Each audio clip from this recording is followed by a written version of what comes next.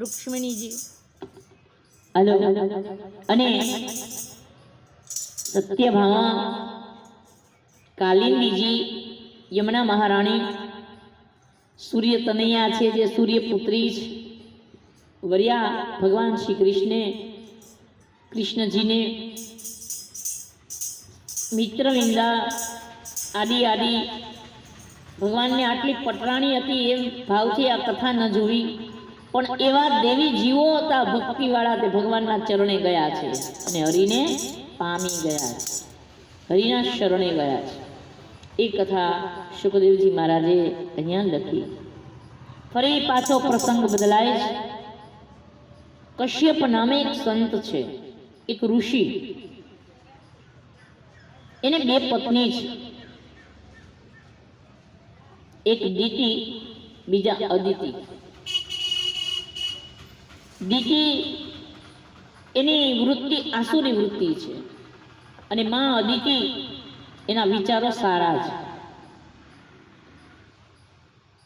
એક દિવસની વાત, દિતિ પોતાના પતિને એવું કહે છે કે મારા ભાગ્યમાં સંતાન જ નથી, ખબર નહીં એવું કયું કર્મ મારાથી થયું. તો દિતિને ભગવાને કશ્યપ ઋષિએ એક વ્રત કરવાનું કહ્યું છે કે પુત્રની પ્રાપ્તિ માટેનું તમને વ્રત કહું છું, 12 મહિના સુધી આ વ્રત તમારે કરવાનું, તો તમારી ઈચ્છા પૂરી થશે. અને એમ કહેવાય છે કે એ દિતિ વ્રત કરવા માટે તૈયાર થાય છે. જો એમાં ચૂક આવશે, ભૂલ પડશે, તો પછી અમારી જવાબદારી નથી. સમય વીતે છે. દિતિ વ્રતને વિધિપૂર્વક પૂરું કરવાનો પ્રયત્ન કરે છે. ઇન્દ્ર રાહ જોતો તો કે આના વ્રતમાં વિક્ષેપ થાય તો આને સંતાન ન થાય, કારણ કે રાજ્ય ગાદી માટે તો બધા એકબીજાના જગતમાં જોઈએ છે કે વેરી અંદરથી હોય છે. દિતિ પોતાના પતિ પાસે સંધ્યાના ટાઈમે ગઈ અને પરિણામે એના ઉદરમાં, એના પેટમાં આસુરી વૃત્તિવાળું બાળક આવ્યું. અને શુકદેવજી મહારાજે લખ્યું કે કશ્યપ ઋષિ બોલ્યા છે કે જ્યાં તારે આસુરી વૃત્તિવાળું બાળક થશે, જે આખા જગતને રડાવનારું થશે.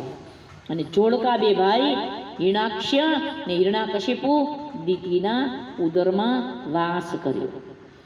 દિતિ વિચાર કરે કે આ બાળકોને હું જન્મ જ નહીં આપું.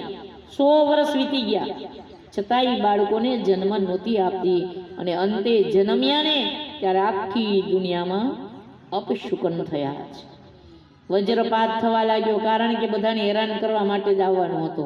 એ રાજા તો બનત જ, એનું રાજ્ય તો આવવાનું જ હતું, પણ જગતને સુખ આપવા માટે નહીં, દુઃખ આપવા માટે. ચારે બાજુ વજ્રપાત થવા લાગ્યો, વાવાઝોડાઓ આવવા લાગ્યા, ભૂકંપ થવા લાગ્યા, વિષ્ટા ને પરુની વર્ષા થવા લાગી, અકારણ ધરતીકંપ થવા લાગ્યા, ગાયો રડવા લાગી. કારણ કે હવે ગાયોની કતલ કરનારો, યજ્ઞનો વિધ્વંસ કરનારો, ધર્મનો નાશ કરનારો હિરણાકશિપુ જન્મ લઈ રહ્યો છે. જેવો જન્મ્યો એની સાથે બધા જ અપશુકન આખી દુનિયાને થયા છે. સમય વીતે છે. શુકદેવજી મહારાજ લખે છે કે અદિતિ માં છે, એનાથી દેવો જન્મે છે. એને ઘેર તો ખુદ ભગવાને પ્રગટ થયા, ભગવાને ખુદ જન્મ લીધો. સમય વીત્યો. કરદમ નામે સંતની એક વાત આવી કે 10,000 વર્ષ સુધી એને કેવલ ફળ ફૂલ ખાઈ અને તપશ્ચર્યા કરી, પછી કેવલ વાયુનું ભક્ષણ કરીને તપશ્ચર્યા કરી.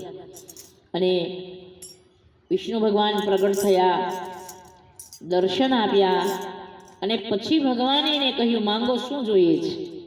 ત્યારે એને કહી દીધું કે ભગવાન, હું એક ગૃહસ્થી બનું સંસારી, પણ તમે મારે ઘેર પુત્ર બનીને અવતાર ધારણ કરજો. પ્રભુ તમે મારા પુત્ર બનો એવી ઈચ્છા છે. મનુને શત્રુપાઈ જ્યારે તપશ્ચર્યા કરી ત્યારે એને પણ એ જ માંગ્યું હતું કે પ્રભુ તમે મારા પુત્ર બનીને આવો. અને મનુ મહારાજે માંગ્યું હતું કે પુત્ર બનીને આવો ને મને કિંમત ન થાય તો, પણ એવી કૃપા કરજો કે મને તમારા ચરણમાં એવી પ્રીત થાય, હું દશરથ બનું તૈયાર, કે રામ મારાથી દૂર જાય તો હું જીવી શકું નહીં.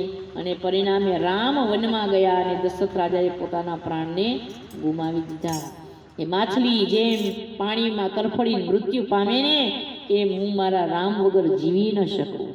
અને થયું એવું કે મની બીનું ફાની જીમી, અરે જલ બીનું મીના, અને મમ જીવન તિમી તુમ અધીના, મમ જીવન. મારું જીવન મારા ભગવાનને આધીન હોય, હું ભગવાન વિના જીવી જ ન શકું. માછલી જેમ પાણીમાં તરફડીને કોઈ દૂર કરે મૃત્યુ પામે એમ હે રામ હું તમારા વગર આપના વગર ન જીવી શકું. અહીંયા દિતિ એક એવા જ એને ઘેર ભગવાન પ્રગટ થવાના.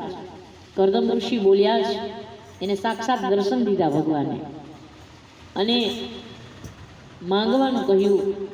ભગવાને તથાસ્તુ કહ્યું કે હું આવીશ ખરો, પણ પેલા મારી 10 બહેનોનો જન્મ થશે અને 10 પુત્રીના જન્મ પછી હું કપિલ મારું નામ રહેશે ભગવાન કહે છે અને મારું પ્રાગટ્ય થશે.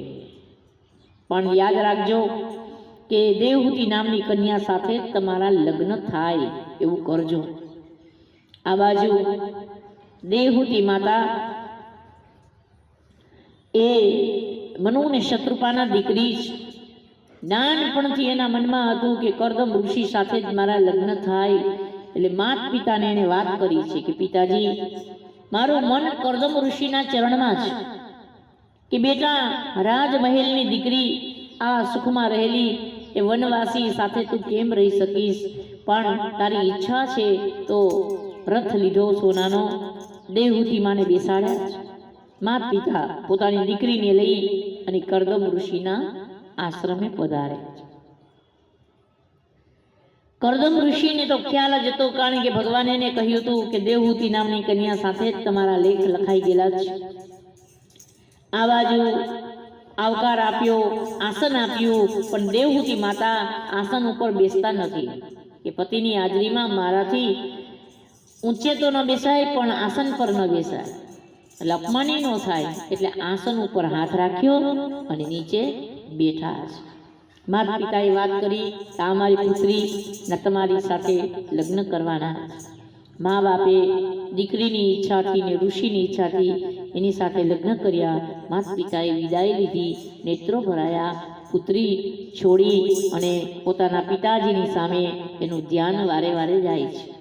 કારણ કે પિતાને પોતાની દીકરી તો કે વધારે વહાલી હોય છે. રડે છે એટલે તો કહેવાયું કે દાદા તમારે દેવું હોય દેજો, છેટાની વાટે મારે હાલવું રે માણા રાજ. દાદાએ દીધા તો કે કાળજલાના દાન, પોતાનો કાળજાનો કટકો પિતા છે ને એ બીજાને દાનમાં આપી દે છે. પિતાને પોતાની પુત્રી વધારે પ્રિય હોય છે. એટલે તો એ પંક્તિમાં લખાયું છે કે દાદા તમારે દેવું દેજો, અરે છેટાની વાટે હાલવું રે માણારાજ. પણ કે દાદાએ દીધા એ કાળજડાના દાન, પોતાનો કાળજાનો કટકો પુત્રી હોય છે. પિતાના નેત્રો ભરાય છે. વિદાય લીધી. કરદમ ઋષિ તો યજ્ઞ કરે, જપ કરે, તપશ્ચર્યા કરે અને દેવહૂતિ માતા સેવા કરે છે. ક્યારેય એક શબ્દ ઉચ્ચારતા નથી. વર્ષોના વર્ષો વીતી ગયા છે. હવે ભગવાનની પ્રેરણા થાય છે. એક સુંદર વિમાન આવે છે, આખું સોનાનું છે. એની અંદર અનેક પ્રકારની શૈયાઓ છે, રાચ રચીલું છે, સખીઓ સાથે છે. આવી અને બધી સખીઓએ આજે દેવહૂતિ માતાને અગર ચંદનના સુગંધિત દ્રવ્યોથી સ્નાન કરાવ્યું છે, શિંગાર કરાવ્યો છે. અને આજે દેવહૂતિ માતા સમય વીતતા પુત્રીને જન્મ આપે છે. 1, 2, 3 એમ ભગવાને કહ્યું હતું ને 10 બહેનોનો જન્મ થાય પછી મારું પ્રાગટ્ય થશે. 10 પુત્રીનો જન્મ થયો છે.